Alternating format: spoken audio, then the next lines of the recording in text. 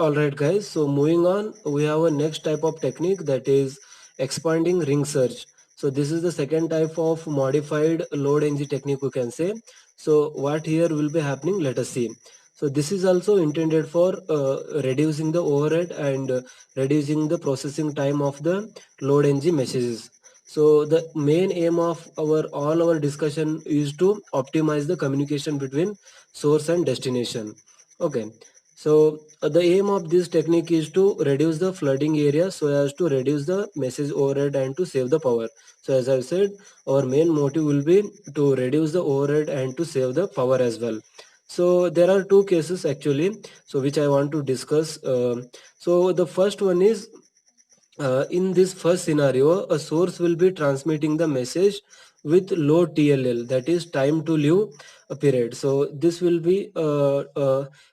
the factor which will decide the time to live. So if you are sending some request response, that is routing request, that is REQ, so it will be provided with some time. Let us say it is provided with 2 seconds as its living time.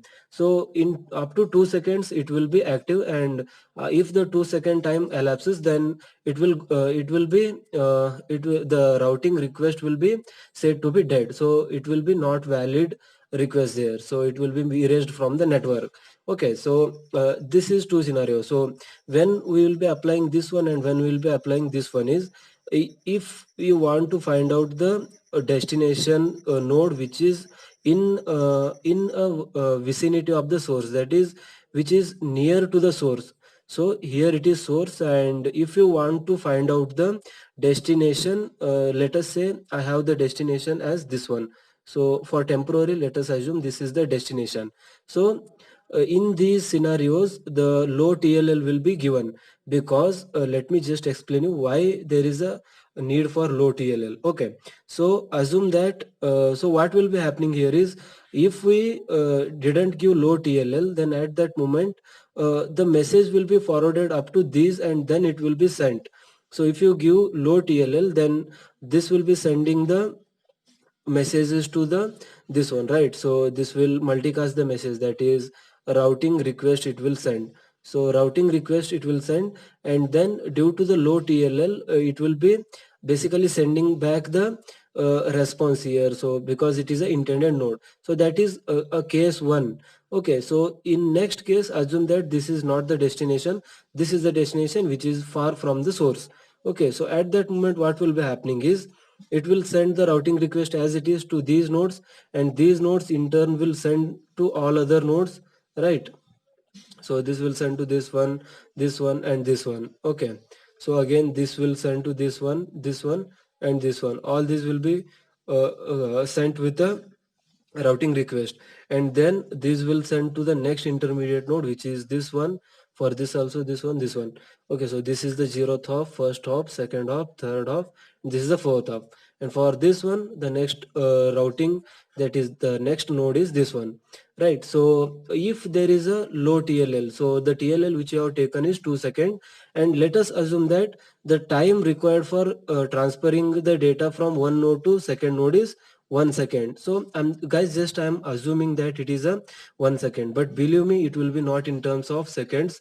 I know it's in terms of milliseconds, so that time will be very less. So for simplification or for explaining you, I'm just taking it as 1 second. Okay, so this time for transfer between data transfer between source and the next node is 1 second.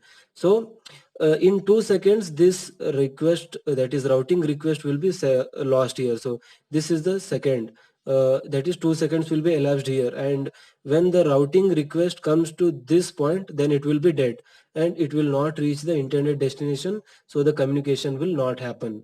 So this is the problem with low TLL, but it will be beneficiary if the intended destination node is in the vicinity of source. So at that moment it will be found out easily and there will be low overhead. So if your sensors are very close to your source, then you can put low TLL, that is time to live, or else don't put low TLL, because you will be facing a problem here. So what will be, how we can overcome that one?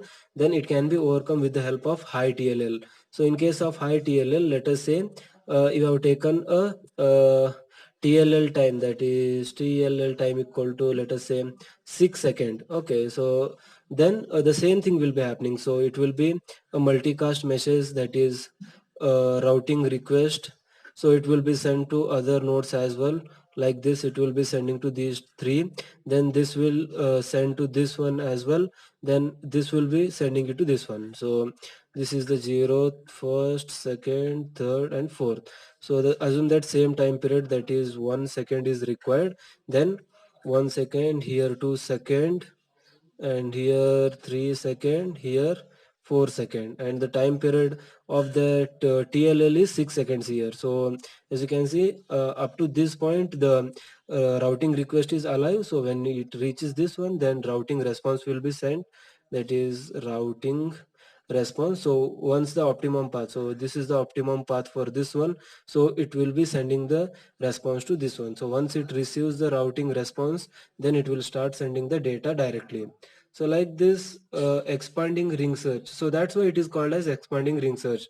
Initially the TLL time will be less, and if it didn't find the intended destination in this low TLL time, then in the next attempt it will increase the TLL time and try to find out. If it not finds the intended destination in the increased TLL also, then again it will increase. So like this it will be keep on increasing the TLL time until it receives or find out the intended destination.